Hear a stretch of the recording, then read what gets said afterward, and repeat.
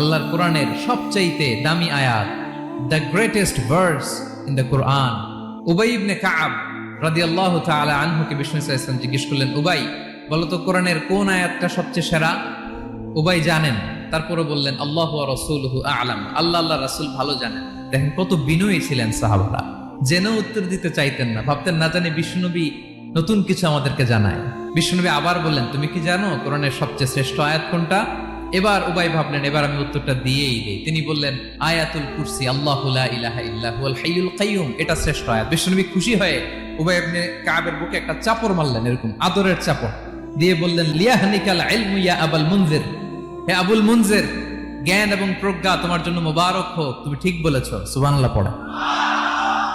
তাহলে এই প্রথম ইনফরমেশনটা আজকে জানলাম, কোরআনের সর্বশ্রেষ্ঠ আয়াতের নাম ৬,২৩৬টা আয়াতের মধ্যে থেকে সবচাইতে দামি আয়াত এটা।